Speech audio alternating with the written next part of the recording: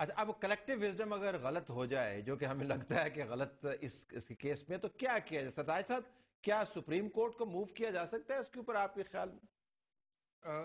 ظاہر ہے ہو تو سکتا ہے اور ممکن ہے کہ وہ اس کے حق میں فیصلہ دے دیں، لیکن میں ایک اور بات کرنا چاہتا ہوں سردار صاحب کے حوالے سے،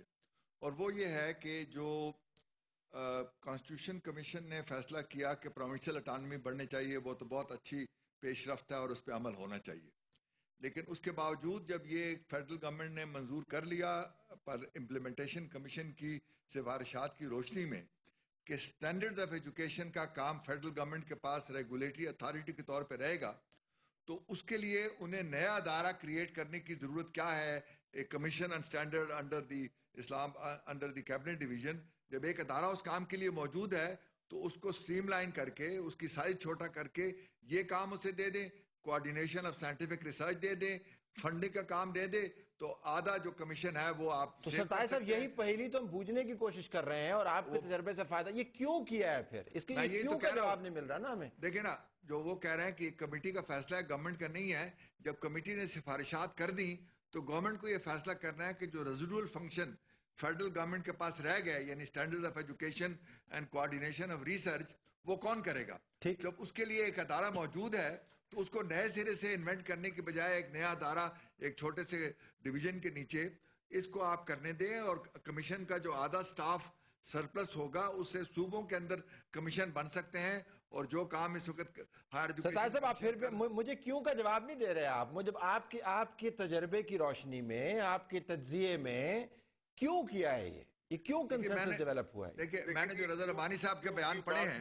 میاں رضا ربانی صاحب ہی جواب دے سکیں گے، اور یا وہ اس کمیشن کے ممبران دے سکیں گے، میں نے جو رضا ربانی صاحب جس کا میں اسحاق ڈار صاحب بھی تھے۔ بالکل، سردار صاحب لیٹ می ہیئر سردار صاحب جو اس کا کچھ جواب دینا چاہیے۔ جی سردار صاحب۔ جی میں یہ کہا تھا، رضا ربانی صاحب کے بیان جو میں نے اخبار میں پڑھے ہیں،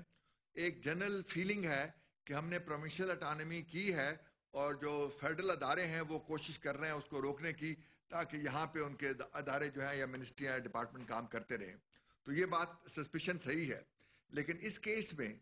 چونکہ کمیٹی کے اپنے فیصلے کے مطابق 3-4 آئٹم پارٹ 2 آف شیڈول 4 میں ایسے موجود ہیں جو فیڈرل کی رسپانسبلٹی ہے، تو ان کو یہ بات میرا خیال ہے امپلیمنٹیشن کمیشن کے سامنے پوری طرح نہیں رکھی گئی کہ جو متبادل انتظام کیا گیا ہے ان سبجیکٹس کے لیے وہ مناسب نہیں ہے۔ یہی ہائر ایجوکیشن کمیشن کو فلی ڈیوال کرنے کے بجائے پارشلی ڈیوال کیا جا سکتا ہے، اور ریڈیوس سائز کے ساتھ یہ فنکشن کرے گی تو اس کی افادیت بھی جاری رہے گی، اور جیسے جیسے صوبوں کی کیپیسٹی بڑھتی ہے تو ان کو مزید چیزیں ہینڈ اوور کی جا سکتی ہیں، لیکن ریگولیٹری فنکشن میں سرتاج صاحب کی جو ہمیشہ ان کا رویہ بڑا مثبت ہوتا ہے، بڑا نیشنلسٹک ہوتا ہے، for good for the country, میں ان کی اس پرپوزل کو پوری طرح سپورٹ کرتا ہوں۔ میں سمجھتا ہوں کہ کوئی نہ کوئی ایسا ادارہ رہنا چاہیے فیڈرل گورنمنٹ میں۔ Fair enough. سوادی صاحب آپ چپ ہیں، کورٹ میں جا سکتے ہیں آپ؟ سر میرا یہ خیال ہے کہ میرے آپ کے جو انتہائی ہمارے قابل قدر دو گیسٹ ہیں، مجھے بڑی تقویت ملی ان کی ان باتوں سے، کیونکہ میرا یہ خیال ہے کہ وطن کے لیے اور قوم کے لیے اتنی بڑی قربانی، میرا یہ خیال ہے کہ اس کو ہمیں ریٹین کر کے کورٹ کے لیے۔ سر جب آپ نے ایک کوشچن کیا،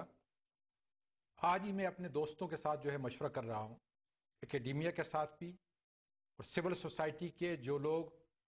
اس کو اپنے ملک کے لیے ایک بہت بڑا المیہ سمجھیں گے اگر یہ ڈیوالو ہو گیا، اگر اس کے حصے بکھرے ہو گئے، تو آج پہلی مرتبہ جو ہے یہ میں نے سوچا ہے، بلکہ میں نے کہہ دیا ہے کہ انشاءاللہ تعالیٰ اگر کرپشن کے کیسز کو میں لے کے گیا ہوں سپریم کورٹ میں اس وقت ریکارڈ ایک کا، اور جی انشاءاللہ تعالیٰ I'm going to move the court۔ بڑی بدقسمتی اس لیے کہ NRO کے کیسز آپ دیکھ لیں، سٹیل مل کے دیکھیں، امپلیمنٹیشن کوئی نہیں ہو رہا۔ بڑے بڑے ملک کو نئی ڈگر پہ چلانے کے لیے، عوامی خواہشات کی تکمیل کے لیے ہمارے پاس صرف ایک ہی انسٹیٹیوشن رہ گیا ہے، سپریم کورٹ آف پاکستان، اور اب ہمارے پاس کوئی اور راستہ ہے نہیں کہ اگر اس کے ایسے بکھرے ہوئے تو انشاءاللہ تعالیٰ ہوپفلی ریویو کیا۔ لیکن ڈاکٹر معصوم صاحب، پروگرام کا وقت ختم ہو گیا، آپ کو تقویت ملی ہوگی کہ کتنے لوگ آپ کی سپورٹ میں پارٹی لائن سے ہٹ کے بات کر رہے ہیں اور ادارے کے حق میں بات کر رہے ہیں، تو میرے خیال میں there still hope at the end of the tunnel. Hopefully حکومت اس کو ریویو کرے گی، اور کمیٹی بھی جو ہے شاید ایک اسپیشل سیشن جو پرپوز کیا گیا اس کمیٹی انشاءاللہ تعالیٰ۔ بالکل، بہت شکریہ ناظرین۔ میں सरताज अजीज साहब का, सरदार आसिफ अहमद अली साहब का, सेनेटर आजम सवाती का और डॉक्टर मासूम यासीन ज़ई साहब का मशकूर हूँ कि उन्होंने हमारे साथ इस नशिस्त में शिरकत की। इंतहाई अहम मामला, बहुत कम इदारे हैं पाकिस्तान के अंदर जिनसे हम अच्छाई की उम्मीद रखते हैं।